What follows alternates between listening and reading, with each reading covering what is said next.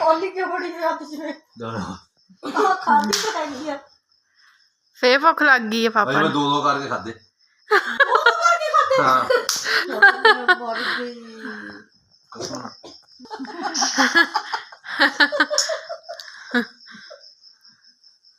ਅੱਲਾ ਦੇ ਵਾਸਤੇ ਸਾਨੂੰ ਵੀ ਥੋੜੇ ਥੋੜੇ ਦੇ ਦੋ।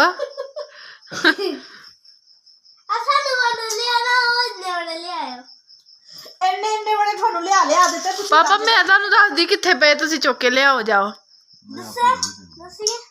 ਪਾਪਾ ਡਰਦੇ ਮੰਮਾ ਤੋਂ। ये मूंगफली भी है ਜਾ ਲਿਆ ਫੜ ਕੇ किथे पहुंचने भाई उसे ਪਹੁੰਚ ਜਾਣੇ। ਪਾਪਾ ਨੇ ਅਚਾਨਕ ਕਹਿਣਾ ਚਲੋ ਚੱਲੀਏ ਚਲੋ ਚੱਲੀਏ। ਹਾਂ ਦਾਣੇ ਹੋਣਗੇ ਤੇ ਚਲੋ ਕਹਿਣਾ ਵਾ ਦਾਣੇ ਤੇ ਘਰੇ ਹੀ ਖਾਈ ਜਾਂਦੇ ਆ ਕਿੰਨੀ ਵਾਰੀ ਲਿਆਂਦੇ ਆ ਆਹੋ ਕਿੰਨੀ ਵਾਰੀ ਲਿਆਂਦੇ ਆ ਮੈਂ ਵਾਅਦਾ ਕੀਤਾ ਭਾਬੀ ਅਫਸ਼ਾ ਨਾਲ उनके ले जाओ आके ਉਹ ਫਿਰ ਕਿੱਥੇ ਬੱਚੇ ਪੜ੍ਹਦੇ ਹੈਗੇ ਭਾਈ ਸ਼ਹਿਜ਼ਾਦਾ ਨੌਕਰੀ ਤੇ ਡਿਊਟੀ ਤੇ ਹੁੰਦਾ ਵਾ दुकान पे नहीं होता ਨਾ ਉਹ ਤੇ ਲਾਹੌਰ ਚਲਾ ਗਿਆ ਵਾ ਮੈਨੂੰ ਪਹਿਲੇ ਦੋ ਮੈਨੂੰ ਅਬਦਾਲ ਇਸਲਾਮਾਬਾਦ ਹੁੰਦਾ ਵਾ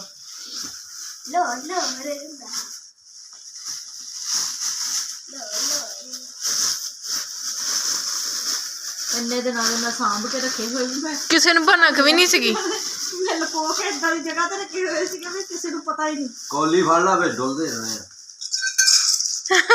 ਬਸ ना वो झटका भी नहीं पैना ਪਾਪਾ ਅਗਰ ਤੁਹਾਨੂੰ ਆ ਛਾਪਰ ਪੂਰਾ ਦੇ ਦਈਏ ਤਾਂ मारे मारे मारे ਚੁੰਗਾ। अपनी अम्मी ने सदा दे अब्बू का अपने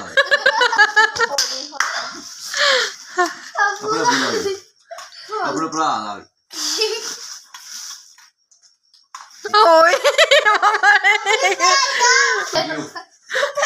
ਯਾਦ ਕਰਾਉਣ ਵੀ ਆ ਜਾਣਾ ਲੈ ਸਾਰਾ ਮੰਮਾ ਨੇ ਸਦਕੇ ਦੇ ਇੱਕ ਇੱਕ ਪਾਏ। ਸਦਕਾ ਥੋੜਾ ਹੀ ਦਿੰਦੇ ਆ ਮੰਮਾ।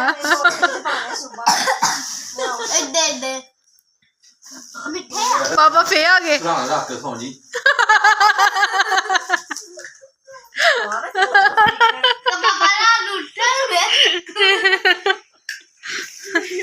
ਨਿਆਣੇ ਹੁਣ ਹੀ ਲੈ ਲਓ ਸਾਰੇ ਲੈ ਮਨੂੰ ਹਾਂਜੀ